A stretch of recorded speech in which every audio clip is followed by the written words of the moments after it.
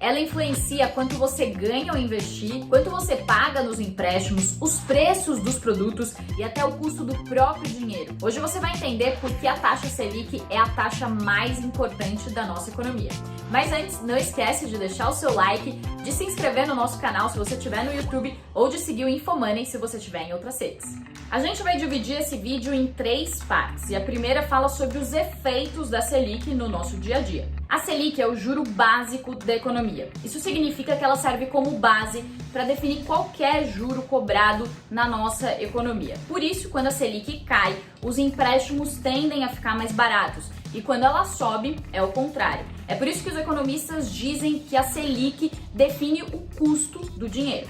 Mas isso não quer dizer que a taxa do seu empréstimo vai ser igual à Selic. A Selic é o ponto de partida para a formação do custo do empréstimo, mas o banco leva em conta muitas outras variáveis, como o risco de inadimplência da operação, os custos operacionais, o lucro que ele vai tirar dessa operação e aí sim é que ele chega na taxa final que você vai pagar. E se a Selic é o ponto de partida para definir o custo dos empréstimos, ela acaba impactando também no consumo do país. Se o empréstimo fica mais caro, o consumo diminui. Agora, se os juros estão lá embaixo, o consumo tende a aumentar, as pessoas fazem mais compras e as empresas tomam mais crédito para investir nos seus negócios.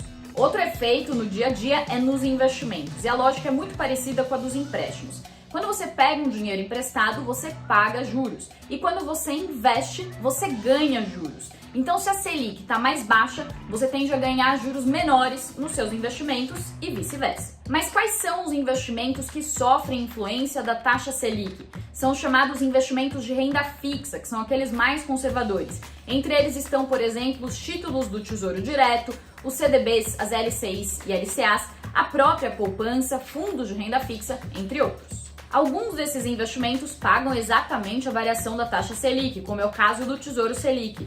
Outros pagam um percentual, como é o caso da poupança. E outros ainda pagam um percentual da taxa DI ou CDI, que é uma taxa que fica muito próxima à Selic e tende a acompanhar o comportamento da taxa básica de juros.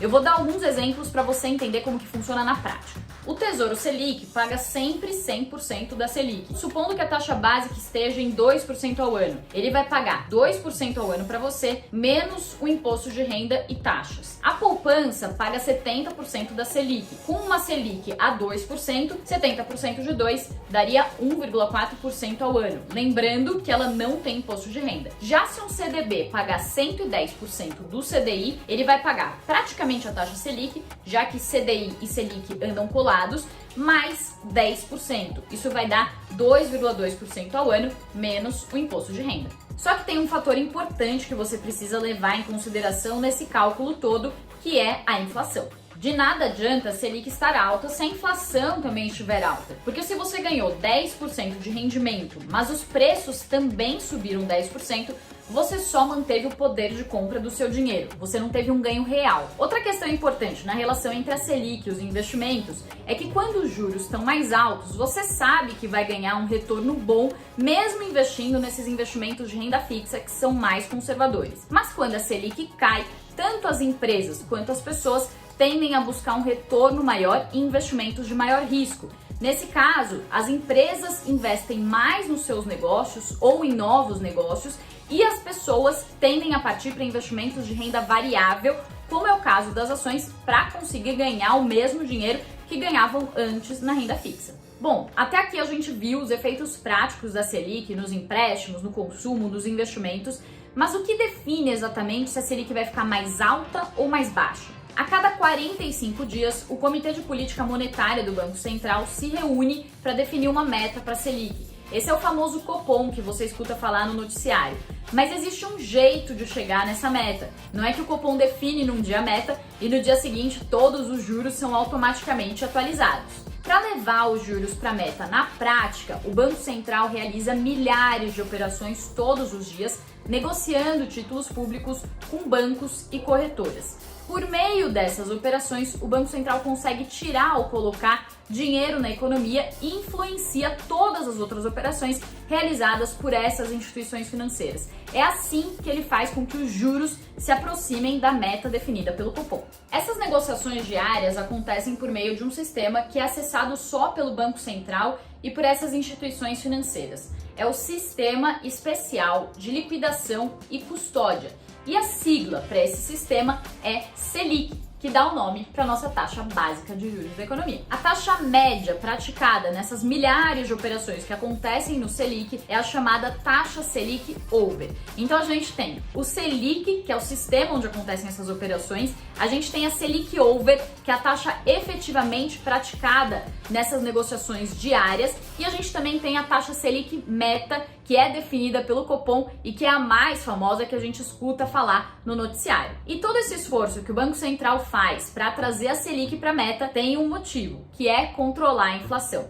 Isso acontece desde 1999, com a criação do chamado tripé macroeconômico, que basicamente definiu algumas diretrizes para deixar a nossa economia mais estável. E os três pilares deles são o dólar flutuante, a definição de uma meta para as contas públicas e a definição de uma meta para a inflação. E para não furar essa meta de inflação, o instrumento usado é justamente a Selic. Quanto menor a Selic, mais dinheiro circulando, mais pessoas consumindo, e com a demanda maior, os preços tendem a subir. Com a taxa maior, mais caro é o crédito, a demanda cai e os preços também. Por isso, ao ver que a inflação está subindo muito e está se distanciando da meta, o Banco Central sobe os juros para frear o consumo e conter o aumento de preços. No economês isso é chamado de aperto monetário. Mas, por outro lado, se a economia está fraca, as pessoas estão consumindo pouco, o Banco Central tende a reduzir os juros para baratear o custo dos empréstimos e estimular o consumo, trazendo de volta